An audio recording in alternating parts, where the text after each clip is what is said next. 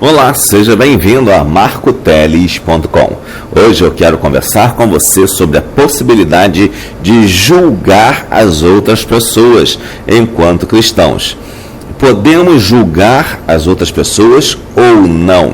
Isso é uma dúvida que paira na mente de muitas pessoas e algumas pessoas acabam trazendo isso uma interpretação completamente errada da verdade e completamente errada do que a Bíblia ensina. As pessoas acabam entendendo que você não pode julgar um pecado, não pode julgar uma coisa como pecaminosa, como errada, mas isso é um pensamento errado e estranho. Jesus disse que não devemos julgar os outros, porque com a mesma medida que julgamos, seremos julgados. Isso está lá nos Evangelhos, palavras de Jesus. Entretanto, outros textos bíblicos nos mostram pessoas sendo julgadas. Paulo mesmo, referindo-se a um crente infiel, a um crente ímpio, ele dizia, eu mesmo julgo. Ou seja, Paulo estava julgando aquele crente infiel. Mas agora, se você entra por esse caminho, parece haver um paradoxo. Ou você julga ou você não julga.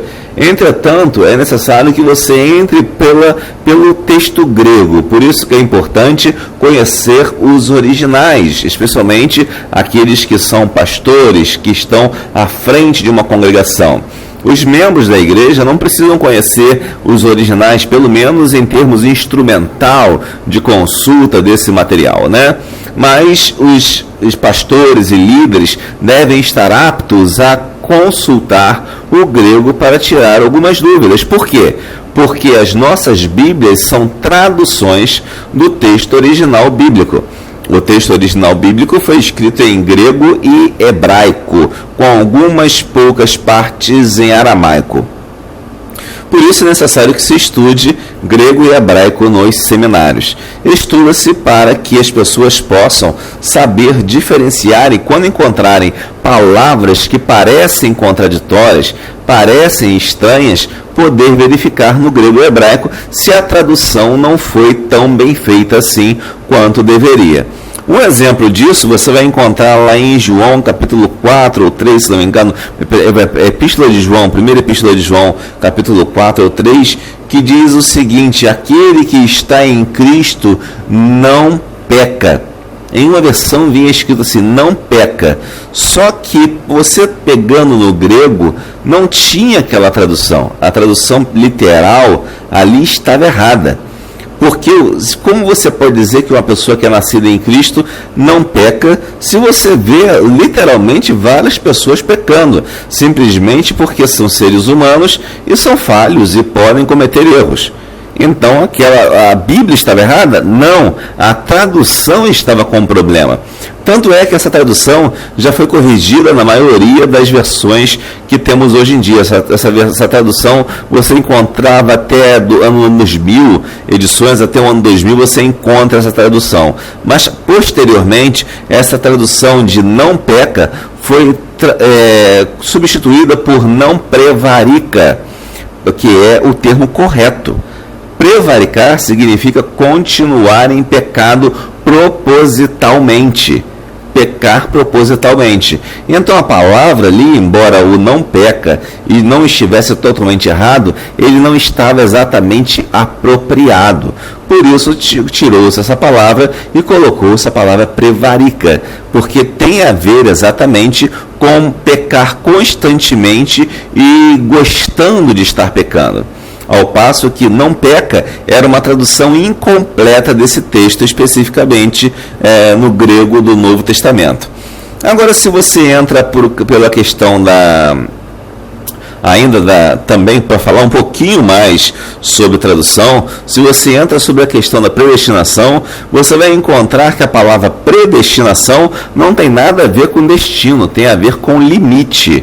Eu vou discutir sobre predestinação em outro texto, tem até um vídeo que eu falo, em que predestinação não existe. Né? Você procura esse vídeo, você vai ver o que eu falo sobre isso. ali também essa predestinação está o mais correto é que Deus predelimitou, ele delimitou que aquele que crê será salvo. Ele colocou um limite, mas ele não destinou previamente. A palavra também foi mal traduzida já há tempos atrás e não foi revista essa tradução porque ficou vinculada a uma doutrina especialmente calvinista, né? Então, o texto ali correto é que a pessoa, Deus predelimitou, ou seja, colocou termos, né, predeterminou, colocou uma fronteira. Ó, daqui para cá são os salvos, daqui para lá são os que não são salvos. E o que é essa fronteira? É aqueles que creem e os que não creem. Quem crê está do lado bom da fronteira, quem não crê está do lado mal. Isso que significa predelimitar ou predeterminar, ou seja, colocar uma fronteira para as coisas, e que às vezes as pessoas traduzem como predestinação. Agora, você já deve ter percebido que o problema com julgar está intimamente ligado também ao termo que é usado, a tradução que é usada, né? Em alguns momentos você vai encontrar na Bíblia alguns termos que se referem ao julgamento para condenação e ao julgamento simplesmente para, digamos, intuição, percepção da coisa. Quando você entende aquilo que é o julgamento meramente racional. E existe o julgamento para condenação, que é aquele julgamento que leva ao inferno. Na verdade, quando Jesus diz para não julgarmos, porque senão seremos julgados com a mesma medida, ele diz para nós não julgarmos condenando a pessoa. Devemos sim julgar para reconhecer a verdade, entretanto deixando sempre a possibilidade dessa pessoa se arrepender e se encontrar com Jesus. Se a pessoa tem a possibilidade de se arrepender e se encontrar com Jesus, essa pessoa não precisa de um julgamento propriamente condenatório, né? Não é um bater o martelo de um juiz. Quem bate o martelo, quem condena é Deus. E isso nós não podemos fazer. Entretanto, podemos julgar sim para definir que uma coisa é pecado e que quem pratica aquilo está em pecado e que, segundo a Bíblia, irá para o inferno. Então vamos dar um exemplo. O homossexualismo, as pessoas dizem que você não pode julgar se a pessoa vai para o inferno. Você pode julgar sim, com base em textos bíblicos que diz que nem os adúlteros, nem os sodomitas, nem os idólatras, nem os avarentos e outra série de pecadores não herdarão o reino de Deus. Então está escrito ali com todas as letras. Então você pode julgar, mas um julgamento que meramente pela razão baseada no que as Escrituras dizem e não na razão meramente especulativa, mas a razão objetiva no que a Escritura diz para a sua fé. Mas por outro lado, você não pode julgar espantando essa pessoa da salvação de Deus, porque Deus é que tem a capacidade de salvá-la. Então você não julga no sentido de condená-la inicialmente, como se você não pregasse mais o evangelho para essa pessoa, porque ela já vai para o inferno mesmo. Isso você não pode fazer nunca, mas você pode raciocinar e, por juízo de raciocínio, entender que uma pessoa está condenada ao inferno caso ela não mude sua orientação, não mude sua opinião.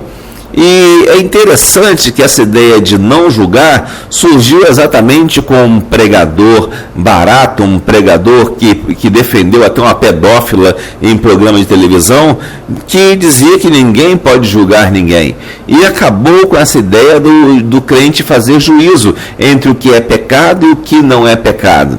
E com isso, o pecado está graçando por todos os lados, e esse falso pastor só ajudou o crescimento da imoralidade em todos os campos de nossa sociedade.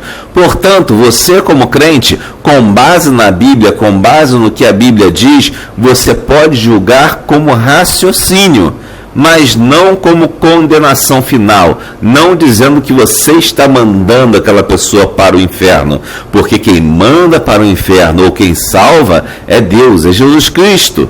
Mas agora, pelo raciocínio, você pode dizer, se esta pessoa não se arrepender de seus pecados, ela irá para o inferno. Ou seja, o julgamento que fazemos é meramente raciocínio, é meramente racional em termos de fé, uma razão da fé. E essa razão da fé nos permite dizer que realmente adúlteros, sodomitas, idólatras e todos os outros não irão para o céu. Isso é um julgamento que você faz, um julgamento racional. Agora, quanto a decretar a pena, você não pode. O que nós não podemos é decretar uma pena para essas pessoas. Nós podemos apenas fazer o juízo racional. Vamos fazer um exemplo aqui para que fique algo bem claro. Você tem, por exemplo, uma pessoa que você sabe que cometeu um crime, ou todos sabem que essa pessoa cometeu um crime, Você pode realmente dizer que essa pessoa é um criminoso ou uma criminosa. Você pode dizer que é um criminoso ou uma criminosa. Entretanto, você não pode decretar a pena. Você não pode fazer justiça com as próprias mãos. Quem vai decretar a pena é o juiz. E quem vai aplicar a pena seria a entidade policial, o corpo policial que vai fazer isso. Mas você não pode decretar a pena, na verdade. Mas você pode raciocinar por vários motivos que você conheça que um político ou um bandido, ele é um criminoso, é uma pessoa que merece receber uma pena. Mas só quem pode julgar é o juiz.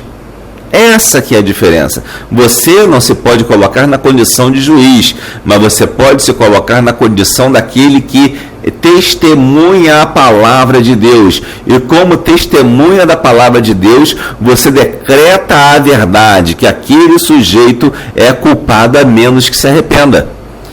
Na nossa legislação, acho que isso não existe, mas dentro da justiça divina, um homem pode ser reconhecido como culpado durante toda a vida, mas quando chegar na frente do juiz de todos os homens, que é o nosso Senhor Jesus Cristo, se ele reconhece os seus pecados, ele pode, no último suspiro, ele pode ser salvo. Agora, se fosse depender da condenação humana, da decretação de pena humana, isso seria impossível. Então, portanto, quando você julgar, não decrete pena para a pessoa. Julgue o pecado que essa pessoa está fazendo e julgue o resultado desse pecado. Qual é a pena que o pecado merece? Mas não decrete pena. Não decrete pena. É isso que nós não podemos fazer. Porque se decretamos pena, também podemos receber uma pena semelhante de outra forma, certo? Até porque, se você decreta pena para um pecador, é porque você não é um crente verdadeiro. Você realmente não se converteu. Quem se converteu nunca decreta pena para um pecador, que é sempre que esse pecador se arrependa e volte a fazer a vontade de Deus e abandone os maus caminhos. Ou seja, nós somos pessoas que queremos o bem das outras. E se queremos o bem das outras, não queremos que as penas se cumpram, mas queremos julgar apenas, raciocinar, entender o que é uma coisa pecaminosa e o resultado disso, para salvar essa pessoa, falando a ela da mensagem do Evangelho, para que ela abandone o pecado e encontre o perdão de seus pecados com o justo juiz, que é nosso Senhor Jesus Cristo. Esta foi a mensagem de hoje em marcoteles.com. Espero que tenha falado ao seu coração e que Deus o abençoe rica e abundantemente.